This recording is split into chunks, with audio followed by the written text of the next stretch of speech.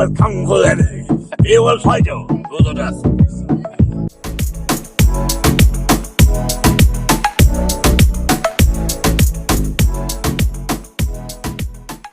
What's up, everybody? This is Kung Fu Eddy, baby, representing the Big Propaganda Wrestling Podcast and talking to Eddy, baby. And I'm here with a legend. I'm telling you, she's a legend because you don't recognize the face doesn't mean you don't recognize the voice. Miss Stephanie Nadolny, baby. How are you doing? Baby, what you said? Baby. Hey, I'm never better. What's going on, guys? What's going on? How's Houston treating you? Houston's great. I love H-Town. Grew up in Spring as a kid. You grew up in Spring? I did. Oh, so you local? I might as well be. All right, Lone Star that's State. oh yeah, I forgot. Like if you're not inside the 610. Oh, right, the loop. Right. Yeah, outside of the Beltway. Yeah. No. You official Houstonian. Let's say that. I love that. Okay. So, how did this opportunity of this legendary character from Dragon Ball Z, young Goku and Gohan, how did that opportunity came about? It happened when I met the producer at one of my sessions with Brave Combo. I'd been singing and traveling with a touring show band called Vince Vance and the Valiants out of Dallas-Fort Worth. I met him, had done some voice work for Jimmy Toys and Helen the Hen from Chuck E. Cheese. Got the audition that way, and they liked me for Gohan. I didn't know what it was. It was 1998, a long time ago. So I just kind of like in the right place at the right time, but also hopefully having the talent to be able to pull it off. Wow. So, can we go back to the fact that you did Chuck E. Cheese?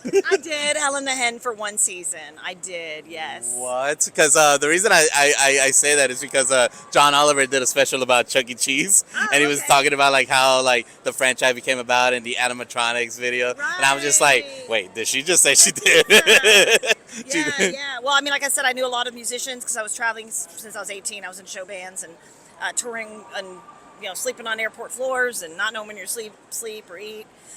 We were really hardcore touring, like 250 days a year. Yeah. So I met a lot of other celebrities. We opened up for a lot of big show names like Huey Lewis, Vanessa Williams, Casey and the Sunshine Band, the Spinners, the Four Tops.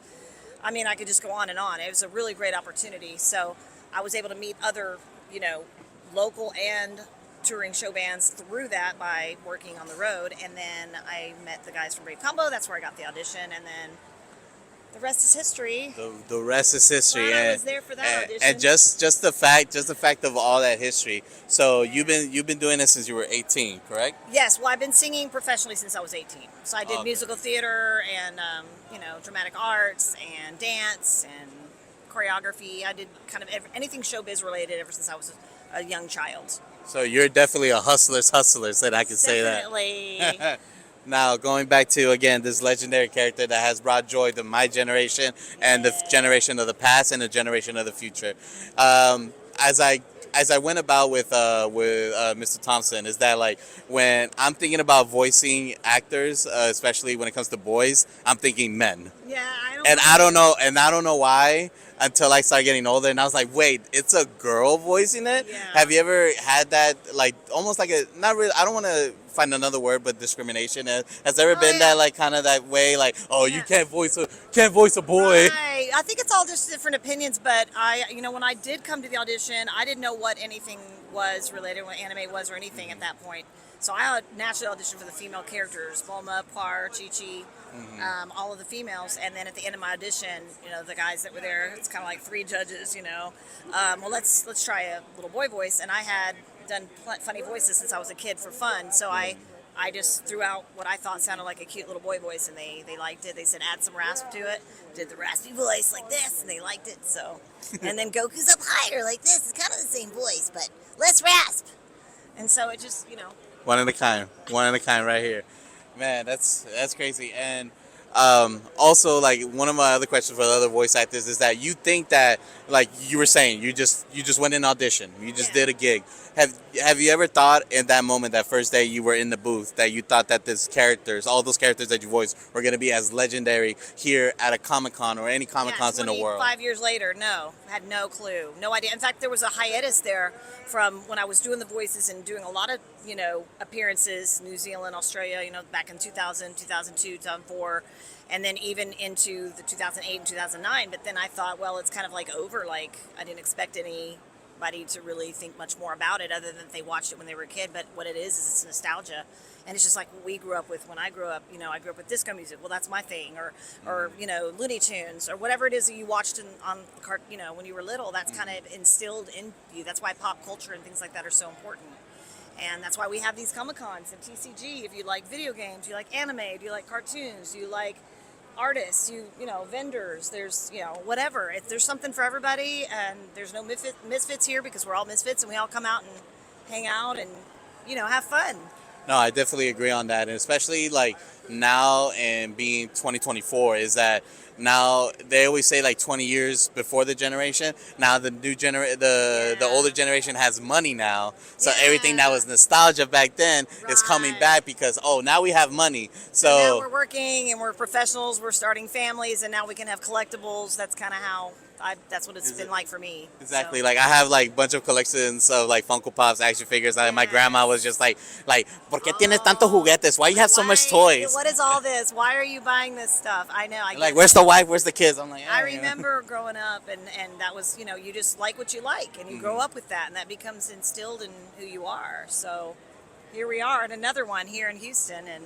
Was there something of your fandom that your parents kind of like didn't get or was like rebellious on that? The cartoon thing, the Smurfs, the Care Bears, whatever. But they knew, we were kids, so it was like, well, let them play with their toys, whatever, But my thing was singing and music. I started playing piano by ear and started writing songs and poetry, and I started teaching myself piano, and so music kind of started it for me, but that was because I wanted to be a singer. So that's where the vocal part comes in. So anything and everything I do has always surrounded vocal acrobatics, vocal talents, vocal singing, performing live. So. And I'm getting my degree in kinesiology, and everybody's focusing on like muscles, like biceps, triceps, quads, hamstrings, but they always forget.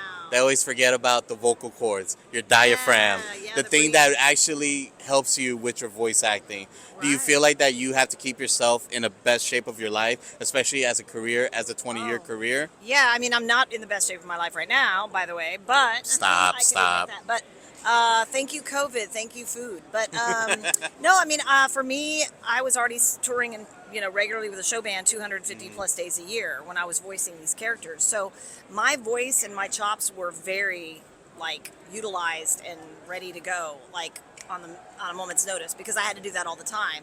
And I was working out at the time. I was full on dancing and touring and all that stuff. So my body and my voice and it was at its best. So that for me, that's just I was always using my voice. So right now, it's just a matter of, auditioning, getting a new agent, and trying to find some more work. But, I do the Comic-Con appearances, and this is my favorite part of what I do. I get to be face-to-face with people like you and fans that grew up watching it and help them through hard times. If you're getting so much hard times. Bullied at school. I know what that's like, being in my line of work and being in small towns and moving around a lot. It was hard for me to fit in. So, now that I'm older, I use my platform to help kids either with mental illness or that might be going through hard times at home, domestic violence, addiction. I do a lot of stuff for kids, to try to kind of empower them. And, a lot of kids watch this show growing up and it helped them through hard times. And so I'm just so gracious and to be a part of, something like that made such an impact, being that it was such a big show already in Japan. And then now it's, still going with Super and movies. And so I'm just really grateful that I get to get out here and do stuff like this and fit into this crazy Comic-Con scene. I love it. No, well, again, I appreciate you because you...